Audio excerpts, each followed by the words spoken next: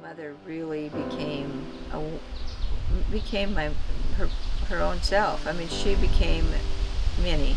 She was a great person, but she was affected by all this other stuff that went on in her life, including what I was going through. And my dad wasn't, he wasn't a screamer, yeller. I mean, he didn't say you were going to do this, but he was in charge, and she accepted that, I guess.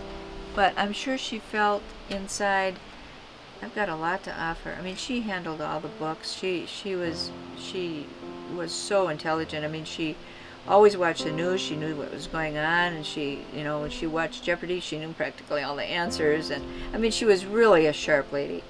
And thank God that I got to know her the way she really was once Dad was gone, and I got over some of my problems, and then she needed me desperately when she was ill. And that was probably one of the best things that ever happened to me was when my mother became seriously ill. And I had to go, and I went to live with her. She was in the hospital, almost died. Then she got home, and she either had to go into a nursing home or she had to have somebody take care of her. We became really good friends. I don't remember us talking about the past as much as I remember how we liked each other and how I read to her, and I had to feed her through a tube because she couldn't swallow. She had this esophagus problem, and so she had a tube in her stomach. And so every day I would give her Ensure in that tube, and we had fun with it. We watched television together. We read together. I would read her poetry, and I would read her books, and not that she couldn't read, but she was ill, and she just needed somebody to help her to the bathroom, and it was a warm, wonderful experience for both of us.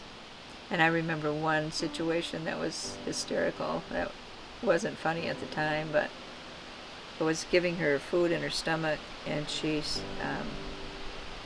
sneezed, I think, or coughed, and the tube flew out, and everything flying all over the place. And I said, hold this.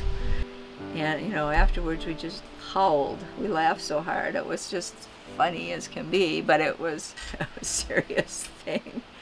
But she ultimately, got better, and I lived with her. I was with Mark July, August, September, I think with Mom October, November, December, and on December 31st, I finally moved to Rochester. We were friends, and I probably called her almost every Saturday after that. We talked on the phone. It was kind of a Saturday morning call Mom, And it was a wonderful thing. And I think, again, there's a reason why things happen. And it choked me up, but I think because both Mark and Janelle needed me, and my mom really needed me, I think that helped me get through that particular time in my life. And I do remember the morning,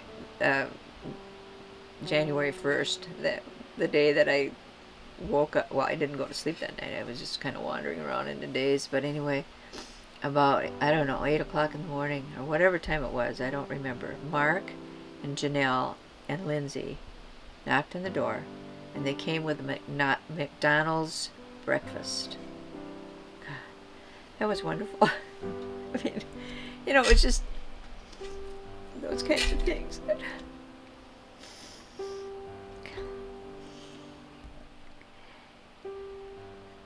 Yeah, and I'm surprised I'm choked up about it, but I guess it was really important.